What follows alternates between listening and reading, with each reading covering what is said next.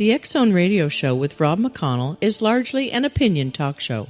All opinions, comments, or statements of fact expressed by Rob McConnell's guests are strictly their own and are not to be construed as those of the X-Zone Radio Show or endorsed in any manner by Rob McConnell, rel-mar McConnell Media Company, the X-Zone Broadcast Network, its affiliated networks, stations, employees, or advertisers.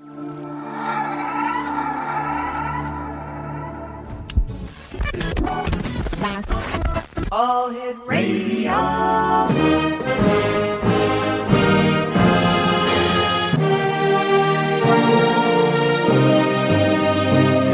Welcome to the X Zone, a place where fact is fiction and fiction is reality. Now, here's your host, Rob McConnell.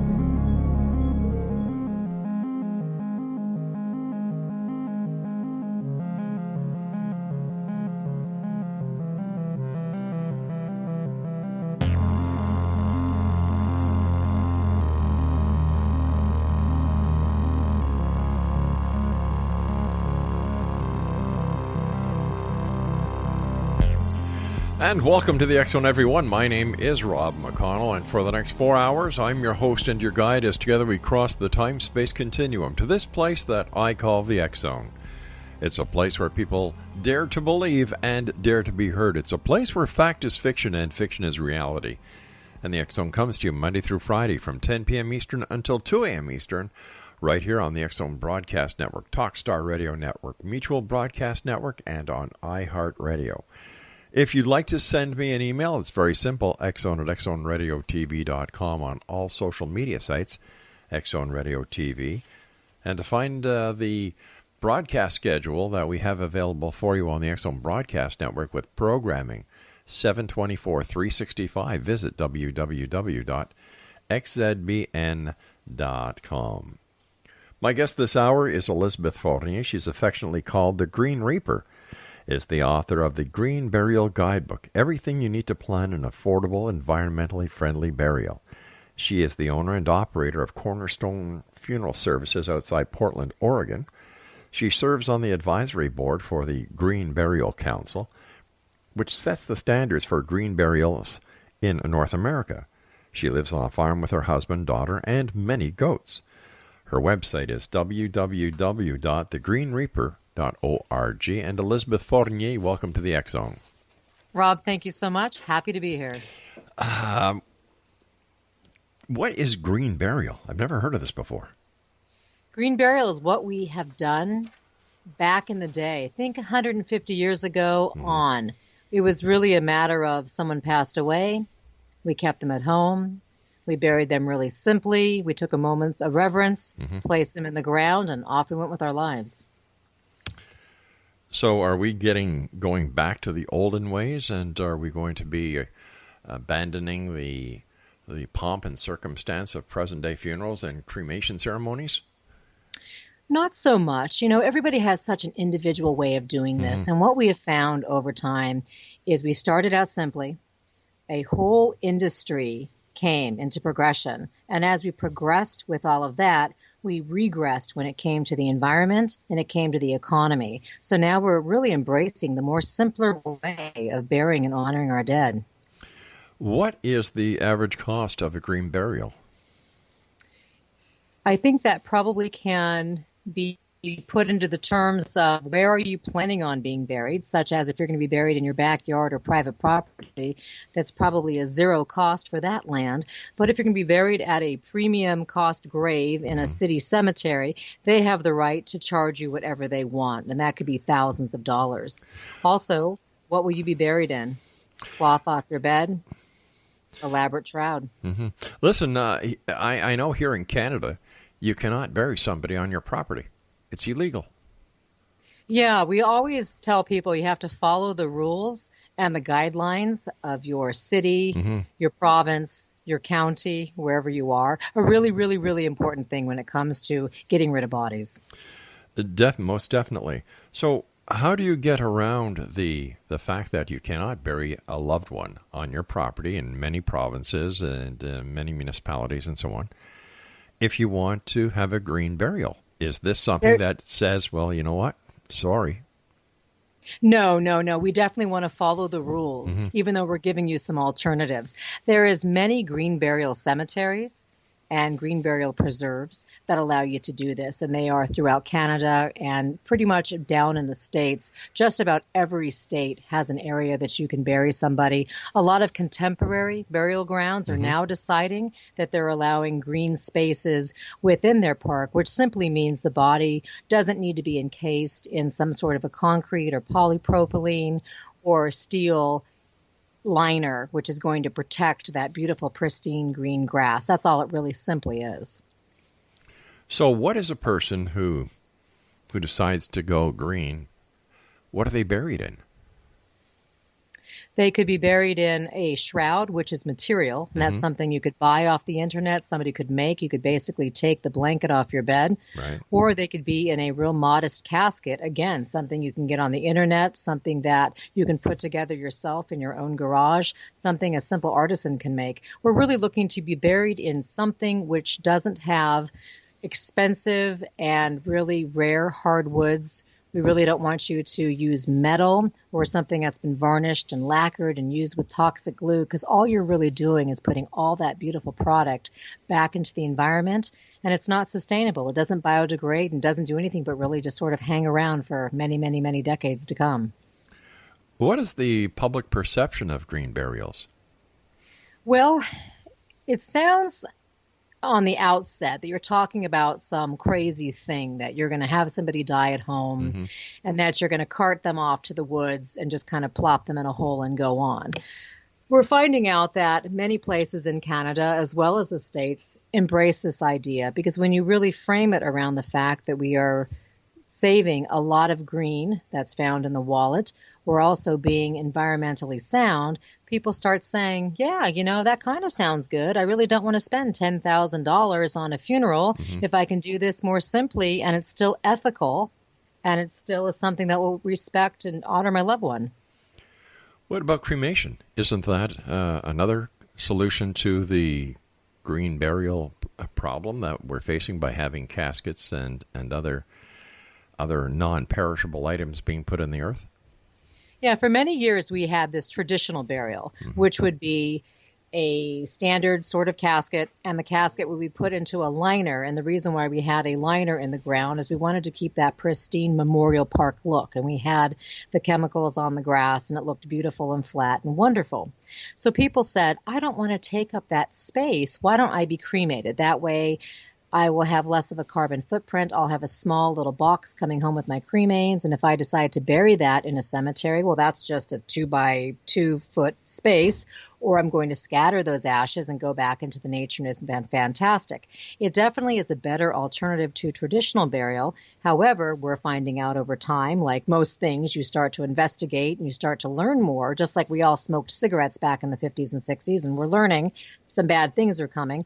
When you do a traditional cremation, you're looking at the flame cremation with the high heat. And what's happening is something has to start up that machine, some sort of fuel, butane, something. And that's got to get up to 1800 degrees. So you can think about all of that resource going into the flame. Also, a real common thing people don't think about is everything in those bodies is burnt and put into the surrounding ozone layer. So if that person happened to have a pacemaker inside them or something else radioactive, or even the fillings of their teeth, all of that bad stuff is going out into the air. And then, Rob, it rains. And when it rains, all of that comes back down to the ground, seeps into the soil, and probably worse, the fishes eat it, the chickens eat it, we end up eating it, and it ends up being this sort of toxic mess. So not the best idea. All right, so let me understand this. We're not talking about millions and millions and millions of people being cremated in one shot that could actually have this effect. We're talking about minute numbers who are getting cremated, and how can we relate that to such a horrific carbon print?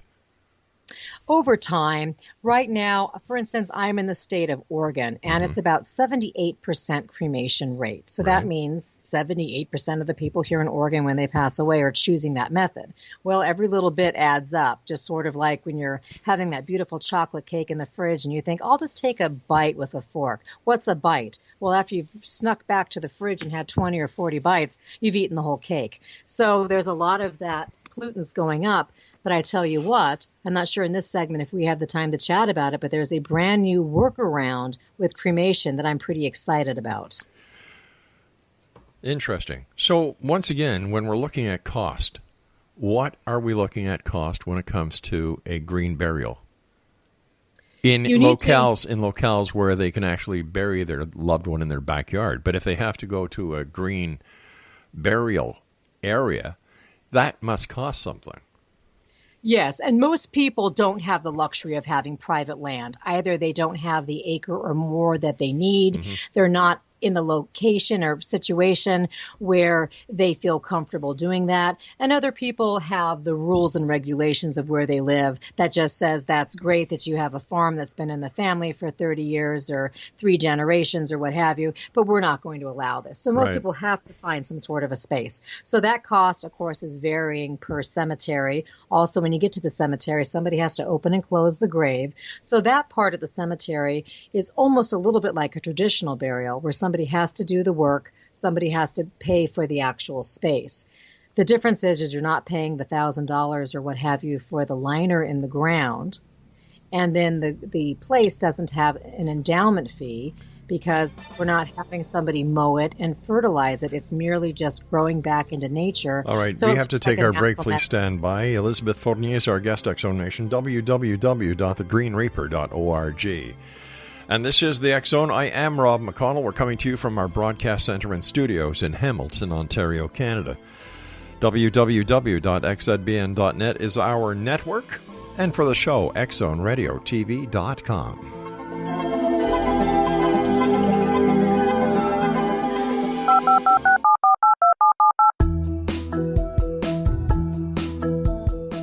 Did you know that when you're on the road with limited data or Wi-Fi, you can still listen to the X Zone Radio Show with Rob McConnell, The Science of Magic with Gwilda Wiyaka, X-1, Dimension X, Space Patrol, and every minute of the X Zone broadcast network by calling 213-401-0080, courtesy of Audio Now.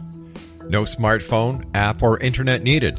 It saves your data plan and it's free if you have unlimited minutes. Call 213-401-0080 to listen on any phone, anytime, anywhere. Remember 213-401-0080 for the best of the paranormal, parapsychology, and sci-fi radio programming anywhere, 24/7, 365.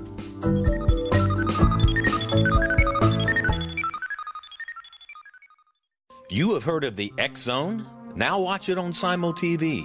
Plus 500 video games, live TV channels, free video on demand, worldwide, and more. Does this sound like tomorrow's television? Well, it is, but you can have it today, right now. It is Simul TV. Simul TV offers what the others only wish they could provide. 15 exclusive channels like X Zone, sci-fi, and horror. We are worldwide. No other provider offers that. 500 built-in video games. No need to have an extra expensive system. We have them included. Free video on demand. Live streaming events from around the world. Interactive online network and much more. Tomorrow's TV today. Simul TV. Sound too good to be true? Well, it's not. You can have Simul TV today. Sign up at simultv.com. Do it today.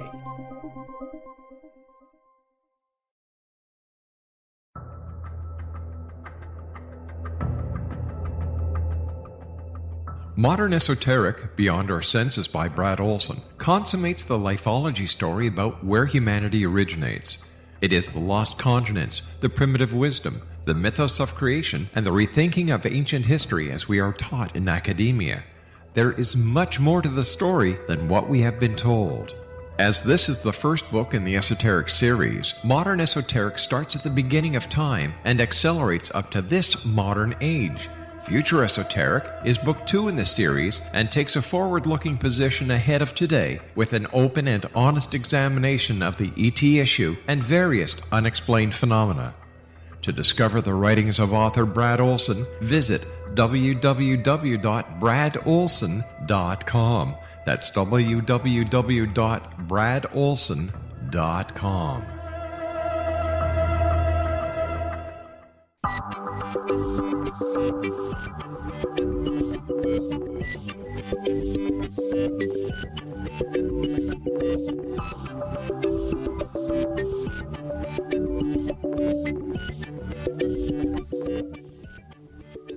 Welcome back, everyone. Elizabeth Fournier is our special guest this hour, thegreenreaper.org. So when we're looking at dollars and cents, what are we looking at for a very basic-based green funeral?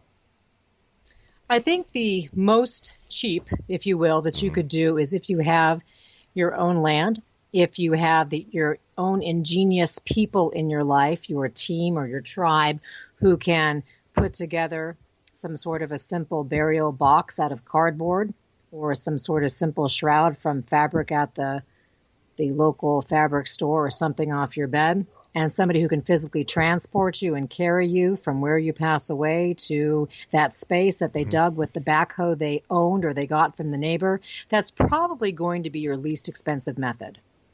And what are we looking at in dollars and cents?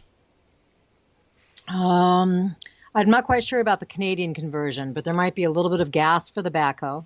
I mean, when it comes to the actual legalities of it, because the death certificate and all the other legal forms that are required at a funeral home. How does the green burial get away and circumvent from the paper that is needed in the regular funeral home? Most people who do a green burial actually use a funeral home. They have the funeral home take their loved one from where they pass away, bring them into the funeral parlor. They have the funeral home take care of the death certificate or the burial permit and do what they need to do. And then they have the funeral home transport that person either to a home space or to a green grave place.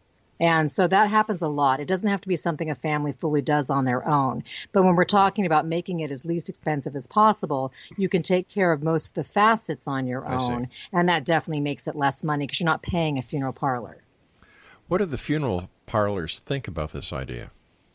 It's a real mixed bag. That's a really great question. I would say half of the funeral homes that I've dealt with, talked to, listened to interviews of, read about, say, I like it. It's new. It's something alternative to offer the families. We have a lot of family interest. It's great. It's there. Other funeral homes say, yeah, but it's not really money making. And I'm not really sure if we want to offer this just because they can make a lot more money selling services such as embalming and bringing people to a church and renting hearses and doing all those pieces. Because ultimately the funeral business and the cemetery business is a business. What are the theological, what is the theological feedback on this? Green burial has been around for such a darn long time. And you look back at different persuasions, such as this is really a common Jewish custom. The idea of having a loved one go out to a cemetery and they don't use a traditional liner. They have their loved one actually touching the earth in the grave. Muslim families have done the same thing for a very, very long time. And we're also finding out that Catholics nowadays really embrace this. We have this new Pope, Pope Francis, who's come along, who's very environmentally savvy. And he loves the idea of saving the environment. He loves the idea of saving money. He really believes ashes to ashes, dust to dust. And he really likes the concept. There are so many Catholic cemeteries that now have an area available for green burial. So it's really embraced by the Catholic faith. You're talking about a liner. And, I've gone to funerals here, and I can't remember seeing a liner. It's inside the grave already because it's one of those unsightly things. When you go to a traditional cemetery and you find out you're standing on what we call greens, it's like the astroturf or the artificial grass, because they don't want you to have to see the dirt because dirt is unsightly. And they're presuming people don't want to see naturally what's going on. We want it all sanitized and all pretty. Okay, so that's the astroturf that's over the earth that has been taken out of the grave. But what does this liner look like? It can be several different substances. Primarily, it's a concrete grave box, and it sits inside the grave. So when the casket's lowered, the casket goes directly into that box. We don't really have that box above ground because you'd be having that ceremony for the graveside for your loved one. And here's this box, and people would say, "Ooh, what's that? I don't like that." So polypropylene, some families buy really nice ones that are very expensive made out of steel. That's something else. It's just an added expense that funeral homes sometimes show you a catalog and say, hey, if you get this reinforced steel, your loved one will stay preserved forever. Nothing will happen to the casket. And again, that's just one more great added expense that's just absolutely unnecessary when a concrete box does the same job.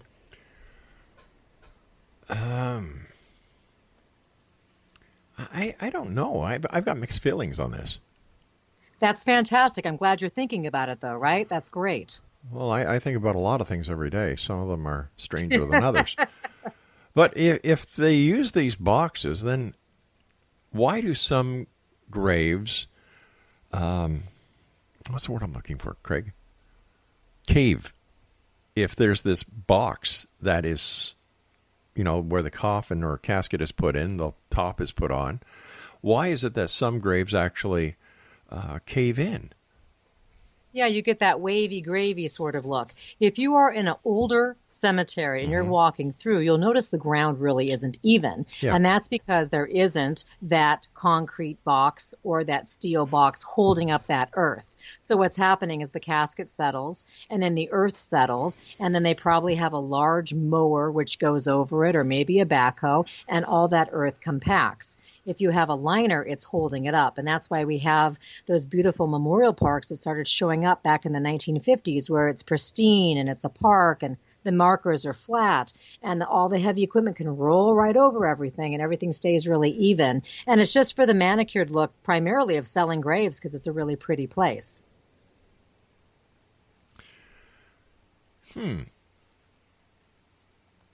I don't think that I would like to have my parents put in the ground that way. I really don't. I'm an old-fashioned guy. And, I love that and I embrace that. At my funeral home, I take care of families exactly how they want to be taken care of. And if they want to be embalmed and go to a church and have a full service, wonderful. There to support them. This is an alternative to saving money and an alternative to saving nature. But, ultimately death is so darn hard. You know what's right for you. Why do they call you the Green Reaper? That was a nickname that came along because I became known as an eco-mortician, which meant that mostly when you have a mortician or a funeral director or an undertaker, which all means the same thing, they primarily are there to sell you some goods and services and preserve your loved one. We do that in America a lot, Canada as well. We preserve our people so they look like how they looked lifelike. But over time, I was helping a lot of families be buried in yards and do alternative things that this nickname came about. And I like it because Grim Reaper is sort of dark and it's this black cloak and you have this scythe and you're sort of this guy ushering you to the underworld. But I feel like I have a palm frond or something. I'm just sort of green and kind of bringing you out to nature, bringing you out to the tree forest. I like it. How did you ever get into the mortuary business? I knew at age 13 I wanted to be an undertaker. I was really clear about it. I was a young child going to Catholic school, and my mother had died, and my parents who lived with us had died in a very short period of time. And so the Fournier name was always associated with somebody dying, somebody needing prayer, somebody needing to be put to rest or have a funeral. And I became a very strange little girl. When you go to a Catholic school in the 70s, everybody has married parents. And so people would come up to me and talk to me if they had maybe a cat die or grandma die, and I just became everybody's go-to girl for death. And it became very natural and comforting, and I felt like I had a purpose, and I really felt like maybe I even had a gift to help people when they were going through this. What kind of training does a mortuary director or mortician go through these days? It depends on what you're planning on doing. If you want to be an embalmer, then you need all of these courses of anatomy and physiology and the actually embalming. If you're just going to be a funeral director or a funeral arranger or sell cemetery property, it's not as stringent. To get licensed in the state of Oregon where I am, it just needs a 2-year college degree. You have to pass a background test of fingerprints just to make sure your record is relatively clean. You need to do an apprenticeship where you meet with people, and they just have to basically feel like you can do the job. Pass the state exam, too. That's really the hard part, is the state exam. Let me ask you this. I've got about a minute and a half before I have to go for my news break. In the case of a crime where a body has to be exhumed for investigative purposes, is the body in the traditional burial, in the box, in the liner, better preserved for that cause, or is the natural burial body better for forensics? The first one you'd mentioned, if a body is fully contained and it's been embalmed and it's inside a box and inside a liner, it's probably going to be preserved as best as possible. You still can get DNA from bone. Sure. You still would be able to do forensics, but you're right. If everything is preserved, then if that's a crime person, probably a little better off. All right, stand by. You and I have to take our news break at the bottom of the hour. Exo Nation, our guest this hour is the Green Reaper herself. Her name is Elizabeth Fournier, and her website is www.thegreenreaper.org. This is the X Zone. I am Rob McConnell. We're coming to you from our broadcast center and facilities in Hamilton, Ontario, Canada. If you'd like to check out what's on the X Zone Broadcast Network, xzbn.net, and of course, the X Zone channel on Simul TV at www.simultv.com. I'll be back on the other side of this news break. Don't go away.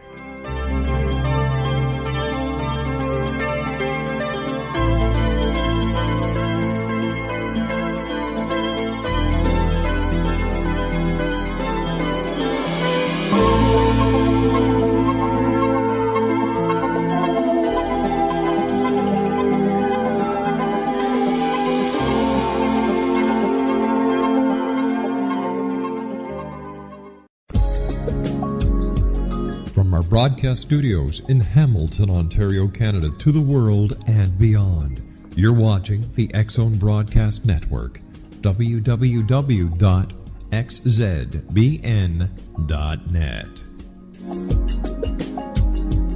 AVS Media Demo. You have heard of the X Zone? Now watch it on Simul TV, plus 500 video games, live TV channels, free video on demand, worldwide, and more. Does this sound like tomorrow's television?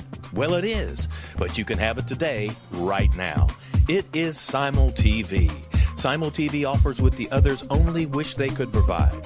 15 exclusive channels like X-Zone, Sci-Fi, and Horror. We are worldwide. No other provider offers that. 500 built-in video games. No need to have an extra expensive system. We have them included. Free video on demand. Live streaming events from around the world, interactive online network, and much more. Tomorrow's TV today. Simul TV. Sound too good to be true? Well, it's not. You can have Simul TV today. Sign up at simultv.com. Do it today.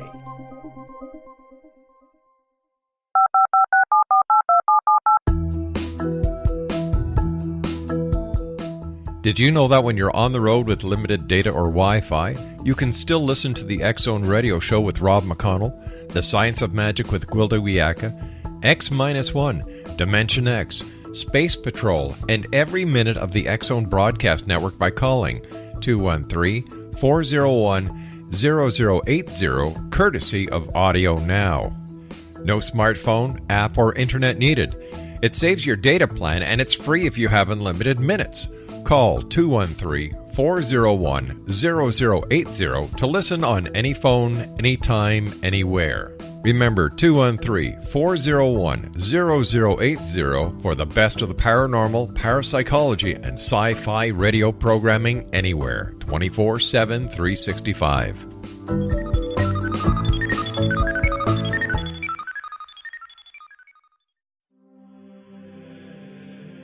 Rob McConnell here, presenting an overview for Nicholas Paul Jennings, author of a fascinating book, Amen, It presents facts revealed by Egyptologists, facts that enable us to understand why Amen is the beginning of creation of God. It provides recommendations for religious leaders of the major religions to unify their beliefs and teach the Word of God. Love one another.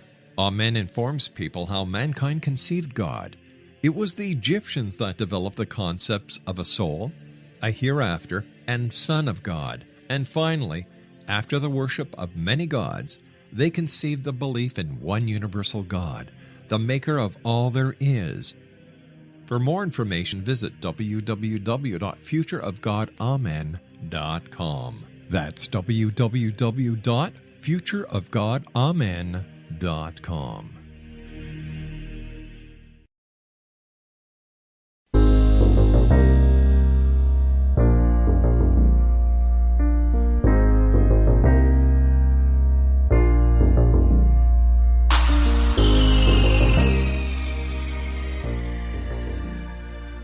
Welcome back, everyone.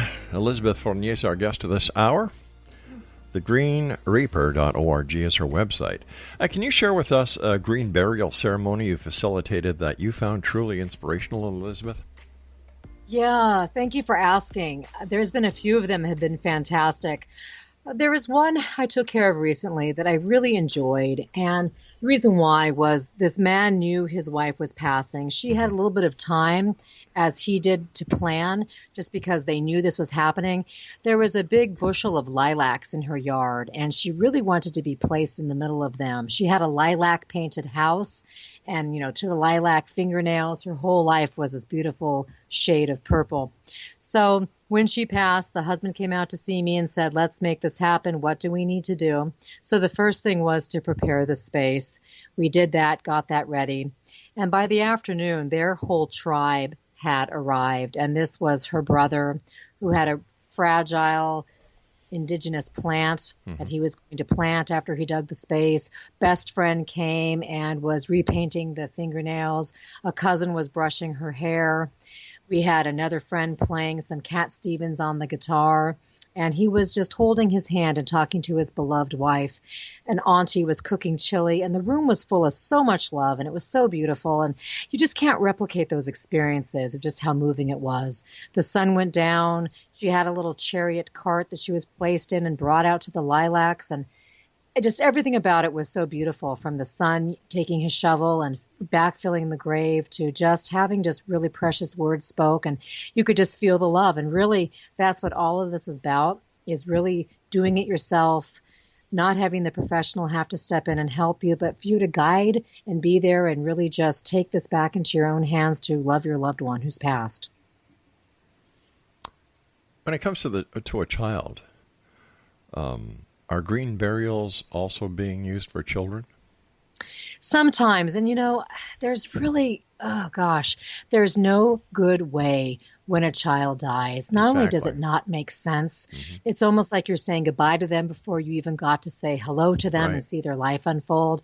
The whole experience working as an undertaker with a child is miserable. I know it is for the family and everybody else. I do know one case of a family who did do a natural burial in a cemetery, and they found a perfect little bush that was nearby. They wanted to have their baby underneath, and they have little wind chimes hanging in it, and it was beautiful and wonderful. So, yeah, families in that case just do whatever they need to get through it. How long does it take for a human body to decompose in the natural green burial?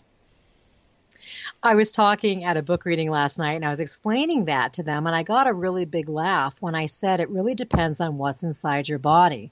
And what I meant by that is if you're embalmed, well, of course, you have preservation inside you, a lot of fluids like formaldehyde, and your body will slowly decompose, but ultimately it's going to take a long time, and that's going to break down slowly, and all of that stuff will leach into the ground and into the water. I also said something equally as bad as, let's say you've eaten at McDonald's every single day of your life. I mean, that's a lot of preservatives too in there. That's a lot of stuff that you see pictures of McDonald's that's been left out on a counter. It's really not going anywhere anytime soon. But if you were an average person who probably took care of yourself and weren't too pickled by foods and drinks and what have you, you go back to earth pretty naturally because we try to bury you about 4 feet deep, and that way you're right in the middle of the permaculture and right in the middle of the eco-conscious soil and where all the activity is going. And you're right in the biosphere, so you really kind of go right back into the earth. You've mentioned a few times members of the tribe. Is this predominantly being used by members of the First Nations? Oh, no, and I'm sorry if that was a confusion. Okay. Members of your team, members of your village, members of your family, just your group of people that you relate to. Yeah, thanks for the clarity there. Okay. So do people actually have their loved ones embalmed as well as use the green burial? I think people do whatever they feel comfortable with. Mm-hmm. There has been cases of people deciding to have a natural burial. However, they've had their loved ones embalmed because they've wanted to have a very extended visitation and they felt like it was too warm to keep their person with ice or coolant, or maybe they've traveled long distances, or wherever they were going to be having the funeral, it's what the family decided to do. I guess that's a nice thing about when a loved one does pass away, is you have so many choices and options, and you really can choose what is best for you. And sometimes it can't be fully green. And really, I've never seen a 100% green burial because there's always somebody who's going to drive their car to the cemetery. There's always somebody who's going to be wearing leather shoes. It just is what it is. I think shades of green is a really nice thing to strive for, any shade you can get. What about the body being disturbed by predators or carnivores? Over time, that's been worked out. And I think back in the day, meaning years and decades ago, centuries, people have learned that if you just remove some topsoil, lay somebody down, put a foot of topsoil, then yeah, you're probably somebody who's going to be found over time by some sort of vulture. We bury people deeper. There was a big phrase called 6 feet under you've probably heard of, and that's something that people have used for many, many years. 6 feet under isn't really how far we bury people, but a lot of people who are digging their own spaces naturally go by that. And if you are 6 feet down, that's a lot of topsoil and a lot of earth on top of you. You're probably not going to be having any issue unless you have major erosion and, the wind whips through and takes a, half foot of soil off you at a time, or you're going to be exposed. You probably pretty much are down there into the earth. Are these green burial sites, are they consecrated? No, I don't believe so. I think if you were going to have your religious person come out and do some sort of blessing, but otherwise these are normally just a lot of places are just standard cemeteries, such as, did you know that there are 4 cemeteries in Ontario that allow green burial? Nope. Yep, there's 4. And they probably are standard cemeteries that people have buried their loved ones at for many, many years, and they've decided that they're going to allow natural burial because what happened was people probably asked for it. That's really what happens. Somebody knocks on the door saying, hey, I want to do this. And then somebody says, well, I guess we have to talk to our board of directors, or we have to look at our rules, or we have to see. But it's really the squeaky wheel that gets the grease. If you ask, you shall receive in a lot of cases. In a lot of cases, but when it comes to the final disposition of a human body, that doesn't always work. No, there's rules that are about disposition that matter. And something that I can circle back to is when we talked about cremation earlier, we have something now called biocremation or water cremation or aqua cremation. There's no set name. It's just alkaline hydrolysis, where we cremate people now with water. And in the States, there are 13 United States that actually see this as a form of disposition. And you can get rid of your loved one's body this way. In Oregon, we have this, for instance, and rather than the high heat of the flame, we have water, and it's almost like a bath of potassium chloride, and slowly the body dissolves.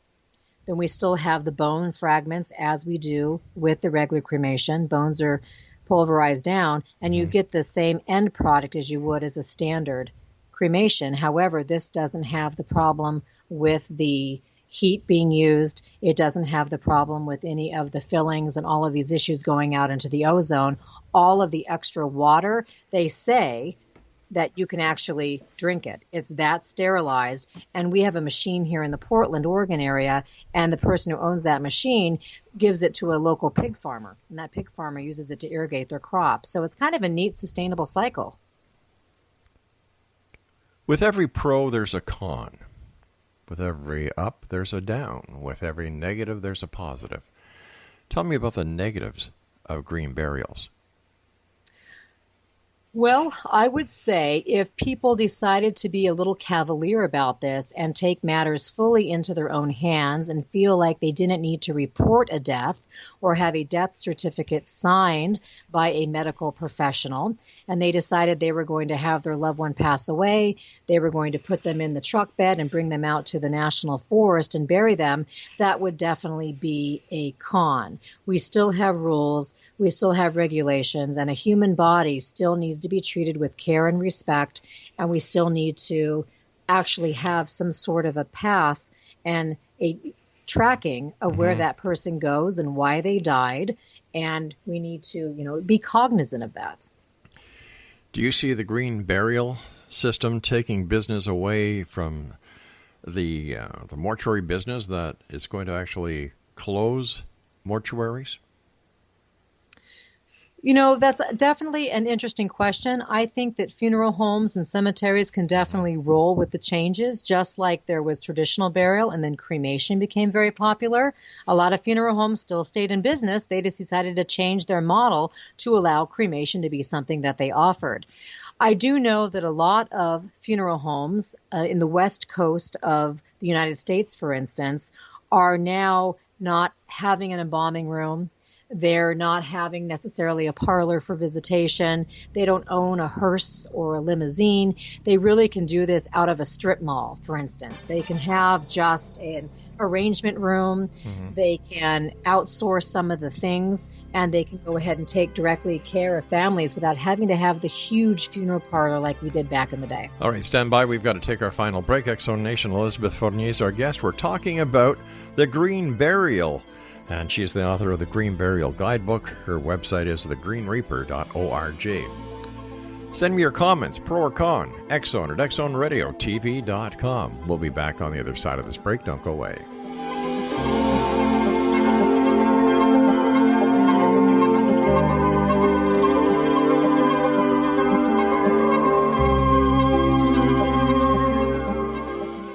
You have heard of the X-Zone? Now watch it on Simul TV, plus 500 video games, live TV channels, free video on demand, worldwide, and more. Does this sound like tomorrow's television?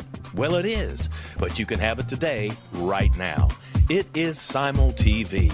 Simul TV offers what the others only wish they could provide. 15 exclusive channels like X-Zone, Sci-Fi, and Horror. We are worldwide. No other provider offers that. 500 built-in video games. No need to have an extra expensive system. We have them included. Free video on demand. Live streaming events from around the world. Interactive online network, and much more. Tomorrow's TV today. Simul TV. Sound too good to be true? Well, it's not. You can have Simul TV today. Sign up at simultv.com. Do it today.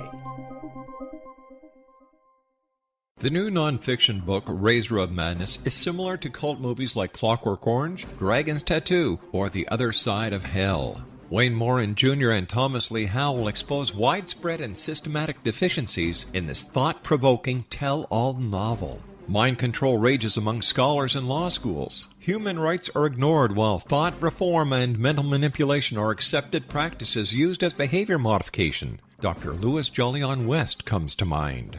Media and public scrutiny shows that United States mental hospitals are in fact destructive murder industries. Razor of Madness expose novel details this epidemic through an in-depth professional and personal investigation. For decades, there has been a revolving door policy that still releases killers and pedophiles back into society. The maestro of mind control continues to haunt America to this very day. Razor of Madness is available in paperback or as a downloadable ebook at Amazon.com. I'm William S. Peckham. If you enjoy a good mystery with a touch of the paranormal, then you'll love my novel, From Out of the Woodwork. It's the story of a young Toronto contractor, Sean Kennedy, who buys derelict homes, guts them, and turns them into multifamily dwellings. Slums just waiting to happen. When Sean buys 29 Livery Lane, the house fights back. Former owners unexpectedly come out of the woodwork as he starts the destruction. The apparitions come to him when he touches old books, reads hidden letters, rummages through old boxes, finds a locket, or reads a discovered manuscript of a murder mystery. From Out of the Woodwork will take you from 1899 to the horror of the World Trade Center, September 11, 2001. Check out From Out of the Woodwork on my website, www.williamspeckham.com.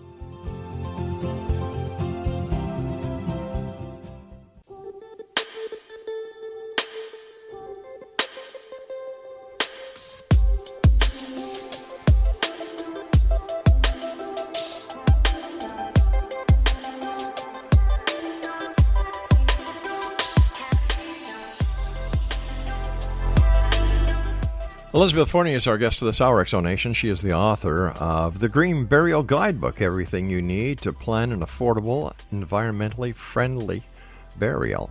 And once again, her website is www.thegreenreaper.org. You know, before we went to the last break, you were saying, that these green burials could actually be done in strip malls. And as I was thinking about that over the break, why would anybody want to put something like this in a strip mall? Oh, I'm sorry. You misunderstood. What I meant was, rather than actually have a funeral parlor that owns a big house and owns a cemetery and all these things, there's a lot of little funeral parlors now that are based out of strip malls, and they can make arrangements for people. They can make arrangements for you to do this with your family property or with a cemetery. So we're getting away from the traditional parlor. So you just go into, let's say, your local strip mall, the Green Burial Center is there. You walk in, you do all the arrangements, and everything is done there. And at the time when the person is no longer with us in spirit, everything is started and all the plan is put into motion, right? Yeah, I think a lot of funeral homes and funeral directors are realizing they can open up their own shop or their own funeral home really inexpensively because we're providing less services. We don't need a casket showroom any longer. We can actually go ahead and take care of a lot of these things in a different way. We can meet families at their own homes and make arrangements. And so the big funeral parlors of the day be gone in those beautiful Victorian homes. You don't see that on the West Coast so much anymore. You see a lot of people who say, hey, I want to help families. I want to help them save money. How can I do this economically and stay in business too? How does this affect the floral industry? Well, that's a wonderful question as well, because cut flowers aren't the most sustainable byproducts. You're looking at transporting them with refrigerator trucks. You're looking at a lot of growth that has to happen for those, where things that are natural in nature or wildflowers or potted plants is a little bit different. When it comes to burying somebody at a green grave, at a traditional cemetery even, and there's a green grave, they don't want cut flowers. They want whatever grows naturally on top of the grave, whatever that's going to be indigenous to the area. And a lot of that is wildflowers or whatever birds come by and drop and whatever seeds come up, versus actually going to the parlor and cutting those flowers and bringing them on over. It sounds to me that the green movement is going a little bit too far on this one. Well, we have so many baby boomers nowadays, and baby boomers are the ones who've decided that we're going to have curbside recycling, and we're going to have a bottle bill where you can return your pop cans, and we're going to make some of these things important. So those are the people that are dying now. Those are the ones who are making decisions of what to do, and those are the ones who are looking at their future. And I'm amazed at the people who come in my door or ring my phone and ask these questions. And they vary from the most conservative looking folk to people who I think live in the backwoods and never leave their property. So this is really expanding to so many people who are saying, yeah, I like the environment. Yeah, I don't want to spend a lot of money. And it's working out really well for so many people. Also keep in mind, I still take people to churches. I still have visitations. People are in caskets that look traditional, but they're just made of non-toxic glue, and they're buried in a standard cemetery, but in a green grave, and that's all a green burial. But when you're talking about the costs that are being cut, for example, the transportation cost of the refrigerated flowers, the flowers that are grown off-site and so on, isn't this taking a livelihood away from people just in order to satisfy the whims, or I shouldn't say whims, the financial considerations of those who are burying the dead? You know, everything has an up and a down, like you'd mentioned before. And there's wonderful things about flower shops and cut flowers. And then there's some other things that aren't as great. So it's really a matter of a personal choice. And you can have all of the education and information possible. And you just have to make your own choice. And you can really support whatever industry you want to support. So that's kind of a neat thing about it. And I'm hoping that there's more funeral directors like myself who don't say, this is the way it needs to be, you're bad if you don't choose this. Just merely, hey, this is an option. Did you know that this exists? And then freely letting people have the autonomy to make their own comfortable choice. What do the insurance companies think about the green burials? I don't really know. I don't really work with any insurance companies. Normally, if a family is going to be doing this on their own property, there is a deed that they need to report to because it's true property. So they need to make notification that way. But as far as insurance, most cemeteries are licensed and bonded. And if they're allowing green burial, that's definitely something they've worked out with their insurance company. What happens if the person who is buried green with nothing, no liner, I think you call them, and there are toxins in their body as well? Let's say that they died of a very contagious disease. What protection does the rest of society have that this disease will not get into the water table, into the water system, and affect other people? The amazing thing about the Earth and the planet is everything sort of does its job. So all of the fungus and all of the spores and all the algae, everything inside the soil really works together to help everything biodegrade naturally. And it really moves through and really takes care of that. So that really isn't much of an issue. However, we do have to keep in mind that if somebody did die of something horrific, such as stratonium-181 is used for people with radiation for a certain type of bone cancer. And it's that bad of a chemotherapy that if you're having this, no one can come into your house but you. It's highly, highly radioactive. So I guess the choice is, do we cremate that person and put that up into the earth and all over, or do we actually put that below ground? And the better choice is to bury that into the soil. Then if the earth is such a great filter that returns everything to dust, so to speak, why is it that in areas where there were plagues, when there were the graves, they used to put lye on the person who had died before the grave was closed? Yeah, and I think a lot of these things happened back in the day because of myths.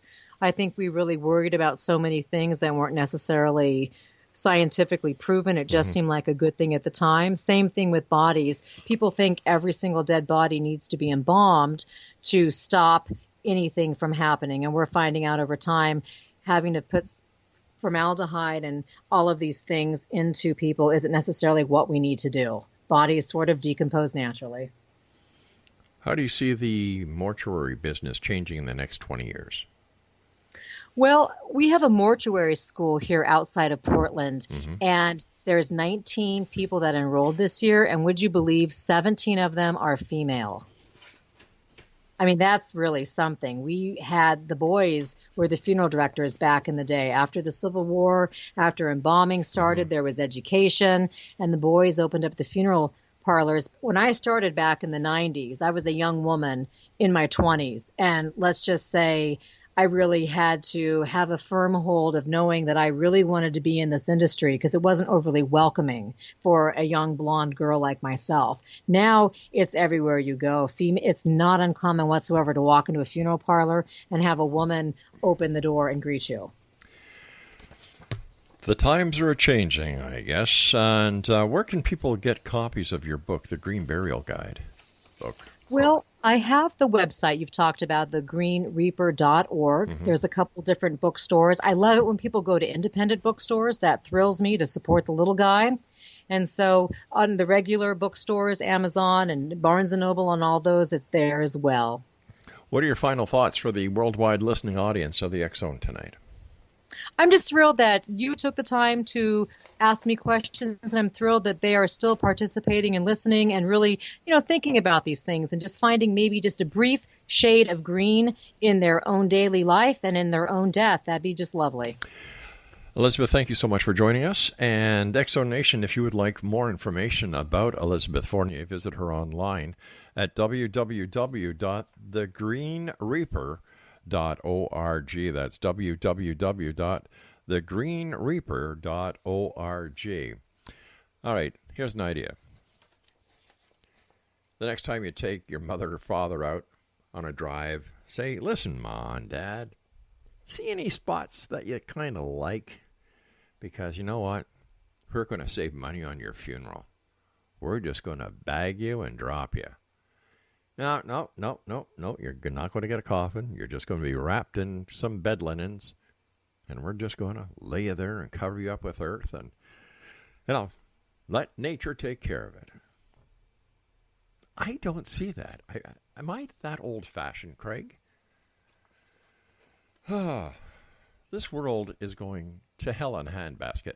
And like I said, I think the people who are with the green movement take things a little bit way too far. Now they're sticking their nose into how we have final closure with those that we love. Why? Because it's not in the best interest of the green. Sorry, don't buy it. To those of you who think it's a good idea, go to www.psychology.com and take a good look at yourself.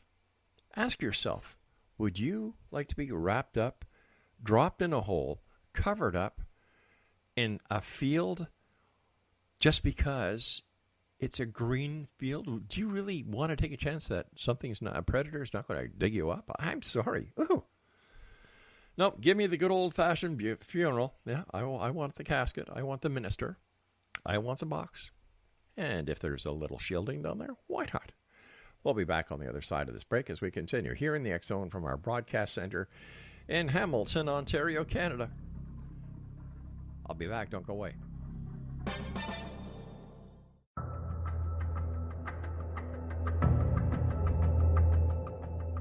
Modern Esoteric, Beyond Our Senses by Brad Olson, consummates the lifeology story about where humanity originates. It is the lost continents, the primitive wisdom, the mythos of creation, and the rethinking of ancient history as we are taught in academia. There is much more to the story than what we have been told. As this is the first book in the Esoteric series, Modern Esoteric starts at the beginning of time and accelerates up to this modern age. Future Esoteric is book 2 in the series and takes a forward-looking position ahead of today with an open and honest examination of the ET issue and various unexplained phenomena. To discover the writings of author Brad Olson, visit www.bradolson.com. That's www.bradolson.com.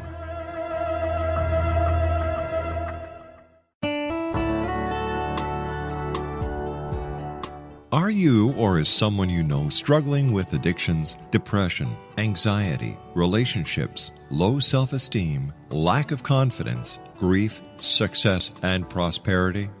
Do you know that your subconscious belief plays a big role in the outcome of your hard work? We can help you permanently change the beliefs that may be the reason for your struggles and failures. We care about getting you the return on your investment and the results you are looking for. We can help you be free of the limitations of your past and in realizing your highest potential. We work with people by phone and Skype. For more information, visit us at www.ritasoman.com. That's www.ritasoman.com.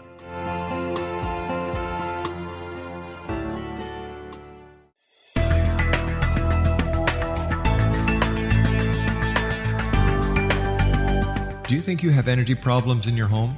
Do you feel better when you're away than when you're home? Joey Korn is a global leader in the world of dowsing who specializes in personal energy clearing and space clearing. He can help you create an ideal energy environment in your home no matter where you live in the world. Learn about his remote spiritual house cleaning services and much more at www.dowsers.com. You can get Joey's book, Dowsing, A Path to Enlightenment, as well as other dowsing books and tools, Kabbalah books, and Walter Russell books. Joey's work is really amazing. Go to dowsers.com right now. That's DOWSERS.com or call 1-877-DOWSING. That's 1-877-369-7464.